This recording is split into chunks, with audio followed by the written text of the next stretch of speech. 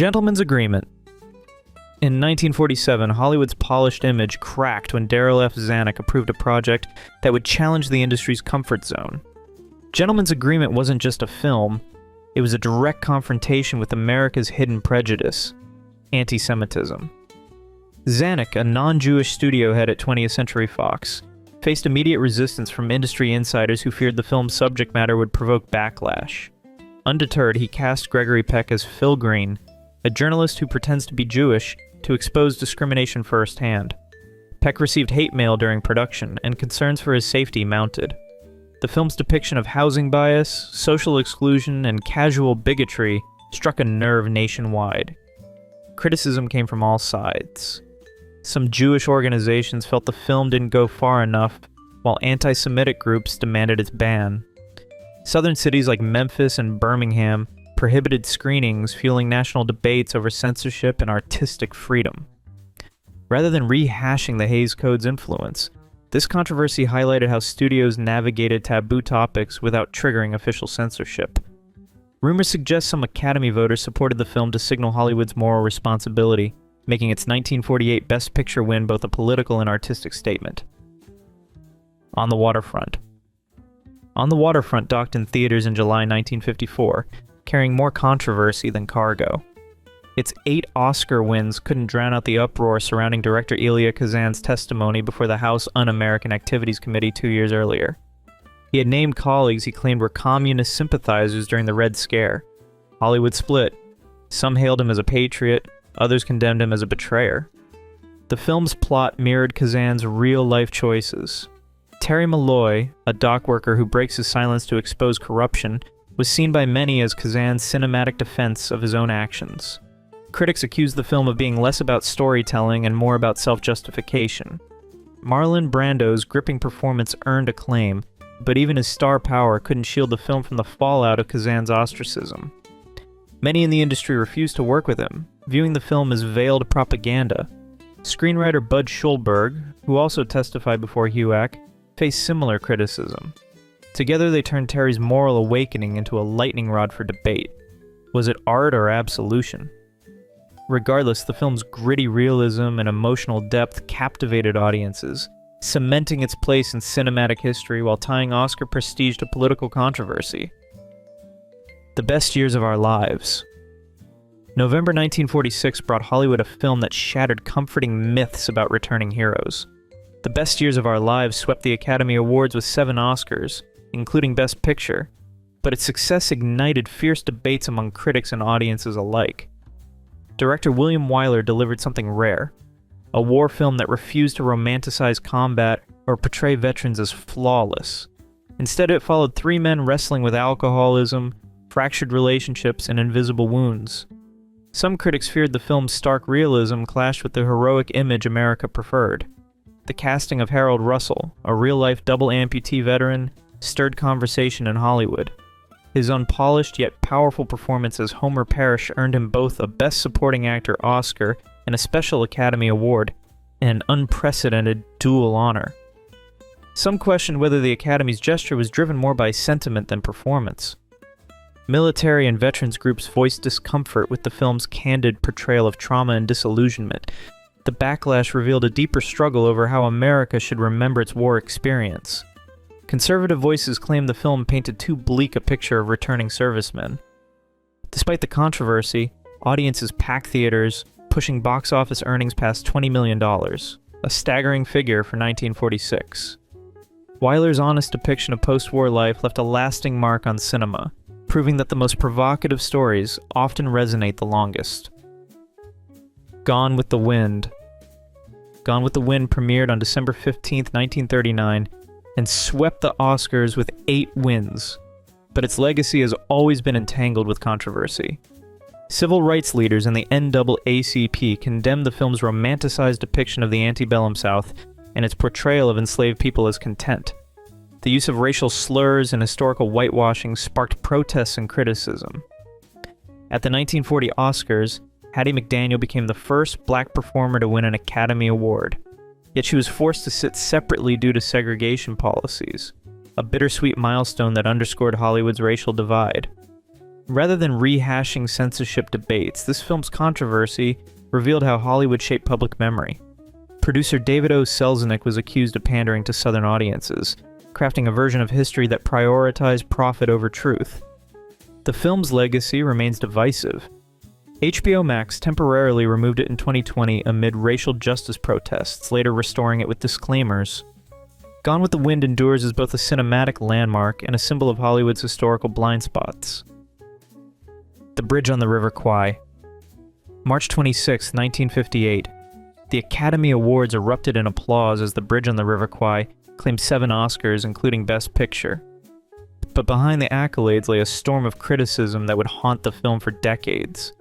British POWs and their families condemned the portrayal of Colonel Nicholson, played by Alec Guinness, as a betrayal. Survivors of the Burma Railway construction insisted real officers sabotaged the bridge, not collaborated. The film's narrative, they argued, distorted history for dramatic effect. Rather than revisiting the blacklist's broader impact, this film's controversy spotlighted how it silenced real contributors. Screenwriters Carl Foreman and Michael Wilson, both blacklisted, were uncredited when Pierre Bouillet accepted the Oscar, despite not speaking English. Their names weren't restored until 1984. Director David Lean defended his choices, claiming cinematic spectacle took precedence over strict accuracy. Critics countered that glamorizing collaboration crossed ethical lines. Despite the backlash, audiences embraced the epic. Its legacy remains a paradox, a cinematic triumph built on a foundation of historical contention and political erasure. From Here to Eternity. 1953 brought one of Hollywood's most explosive Oscar winners. From Here to Eternity claimed 8 Academy Awards, including Best Picture, but nearly collapsed under military objections and moral scrutiny. The U.S. Army objected to portrayals of corruption and infidelity, prompting script revisions before granting production support. Director Fred Zinnemann and Columbia Pictures walked a tightrope between creative vision and institutional appeasement. Censors zeroed in on the now iconic beach scene between Burt Lancaster and Deborah Kerr. Though edits were made, the passionate moment survived and became cinematic legend. Frank Sinatra's casting as Private Maggio sparked rumors of mob involvement, transforming his comeback into a swirl of intrigue. Though never proven, the whispers added mystique to the film's legacy. The source novel's explicit content clashed with the era's production code, forcing screenwriters to tone down key elements. While the Hays Code had already shaped earlier films, here it forced a delicate balancing act between authenticity and acceptability.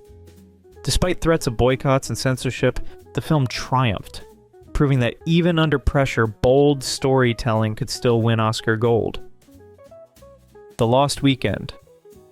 The Lost Weekend burst onto screens in 1945, dragging Hollywood's darkest secrets into the light. Billy Wilder's searing portrayal of alcoholism faced fierce resistance from the liquor industry, which allegedly offered Paramount large sums to destroy the film's negative. Wilder refused to compromise.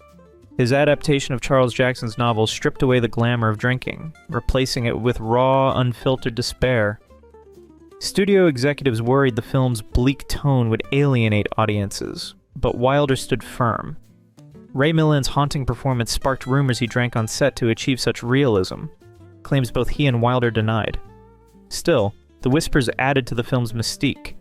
Censorship boards in several cities banned the film, fearing it might normalize addiction. Critics were divided. Some hailed its honesty, others decried it as reckless.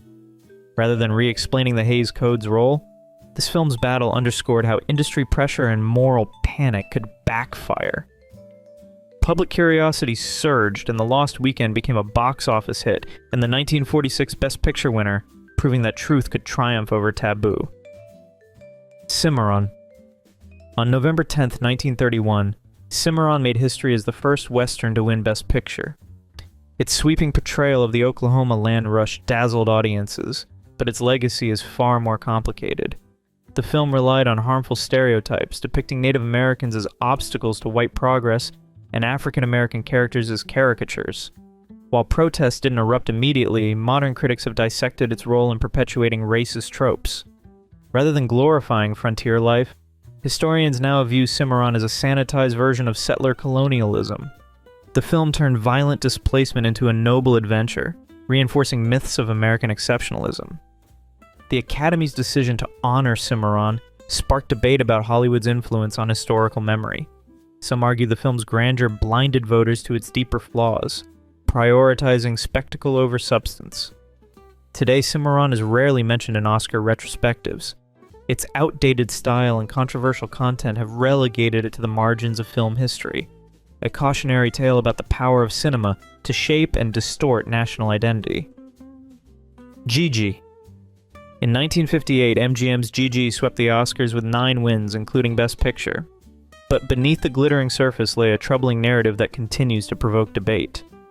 The film follows a teenage girl being groomed to become a wealthy man's mistress, a storyline critics argue romanticizes exploitation. Based on Colette's novella, Gigi's transformation is presented as charming Parisian whimsy, but many saw it as a disturbing portrayal of predatory relationships. Women's groups and moral watchdogs condemned the film. The National Legion of Decency initially rated it morally objectionable in part, and protests erupted over its perceived glamorization of grooming. Director Vincente Minnelli defended the film as a celebration of French culture, not an endorsement of questionable behavior. MGM, meanwhile, reaped the rewards. Gigi became the top-grossing musical of the year. Rather than revisiting censorship mechanics, this controversy highlighted how studios leveraged scandal for profit.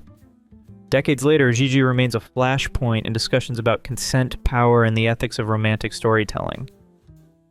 All the King's Men. When All the King's Men swept the 1949 Oscars with 3 wins including Best Picture, Hollywood had crowned one of the most politically explosive films of the Golden Age. The drama, starring Broderick Crawford as a ruthless Southern governor, sent tremors through the political establishment, and for good reason. The film's portrayal of Willie Stark wasn't just fiction. Director Robert Rossen and novelist Robert Penn Warren had crafted a thinly veiled critique of Louisiana's infamous Huey Long, the populist powerhouse who dominated Southern politics until his assassination in 1935. Politicians across the South saw reflections of themselves in Stark's corrupt regime, and the discomfort was unmistakable. Some regional backlash and censorship demands emerged, with critics alleging the film smeared the South as a hotbed of corruption. The timing was especially charged. With the Cold War intensifying and McCarthyism on the rise, the film's bleak depiction of American democracy struck many as incendiary. The controversy foreshadowed Rossen's own fate. Within a few years, he was blacklisted during the Red Scare, largely due to his political affiliations and refusal to fully cooperate with the House Un-American Activities Committee in 1951. Some argue his bold political storytelling made him an easy target. Yet the uproar only magnified the film's resonance. Critics hailed it as a landmark in political cinema, and audiences packed theaters. Its fearless themes and contentious reception helped cement its legacy as a film that dared to challenge the very systems it portrayed. The Life of Emil Zola. March 10, 1938. The Academy Awards erupted in applause as The Life of Emil Zola claimed Best Picture, celebrating a film that appeared to champion justice against corruption. But beneath the accolades lay a controversy that would shadow Hollywood for decades. Accusations of moral compromise disguised as courage. Warner Brothers presented what seemed like a bold condemnation of injustice, telling the story of French writer Emile Zola's defense of wrongly convicted Captain Alfred Dreyfus.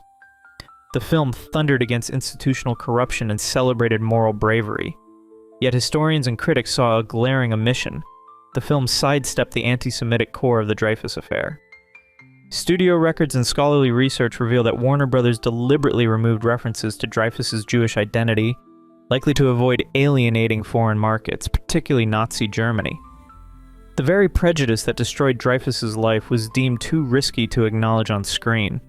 Some believe the studio prioritized international profits over historical truth. The irony was bitter. A film that claimed to stand against injustice had, in effect, sanitized it. Critics accused the studio of erasing essential context while fascism gained ground in Europe. Audiences unaware of the omissions still applauded Zola's fictional heroism. Rumors persist that Jack Warner himself ordered the word Jew removed from the script. Today, the film's Oscar win is often cited as a cautionary tale, proof that even Hollywood's most celebrated moral victories can conceal troubling compromises. Mrs. Minver. Mrs. Minver claimed 6 Oscars at the 1943 Academy Awards honoring films from 1942, but the Best Picture winner ignited a political storm that revealed Hollywood's influence on wartime sentiment. Released in June 1942, just months after Pearl Harbor, the film arrived as America was fully engaged in World War II, though isolationist voices still lingered. Criticism came from expected quarters. Isolationist groups accused MGM of weaponizing cinema as propaganda, while Nazi propagandists labeled the film as manipulative messaging designed to sway American opinion in favor of Britain. Yet the most powerful endorsement came from Winston Churchill himself, who reportedly said Mrs. Minver did more for British morale than any of his speeches. The film's depiction of German soldiers as brutal invaders drew sharp criticism from those who felt it crossed into inflammatory territory. Some historians believe MGM intentionally heightened these elements to stir emotional responses, though the studio's motives remain debated. There were whispers that the Academy's decision to honor Mrs. Minver wasn't solely about artistic merit. Some suggest the win reflected Hollywood's alignment with the Allied cause, using its most prestigious award to reinforce wartime unity. Despite the controversy, the film became a cultural touchstone, proving cinema's power to influence not just hearts, but history. The Apartment. April 10, 1961. The Academy Awards ceremony stirred controversy as Billy Wilder's The Apartment claimed Best Picture, rattling Hollywood's moral gatekeepers. The film had already drawn fire months earlier when the Catholic Legion of Decency branded it condemned, prompting protests and boycott calls from religious and conservative groups. Wilder's film challenged the production code's boundaries, portraying adultery not as melodrama, but as a grim corporate reality. Among several films testing limits during this era, The Apartment stood out for its candid depiction of extramarital affairs and workplace exploitation. Critics labeled it immoral and cynical, while religious groups staged demonstrations outside theaters. Yet the controversy only fueled public interest. Audiences turned out in droves, curious to see what had sparked such outrage. Some believe the Academy's recognition of the film signaled a shift. Hollywood was beginning to embrace more mature, realistic storytelling, even at the risk of backlash. On Oscar night, The Apartment won 5 awards, including Best Picture, Best Director, and Best Original Screenplay. Its victory marked a turning point, suggesting that American cinema was ready to confront adult themes with honesty and complexity. If you've enjoyed this video, please leave a like and comment. Also consider subscribing and hitting the notification bell to get notified of our new videos each week. Thanks for watching.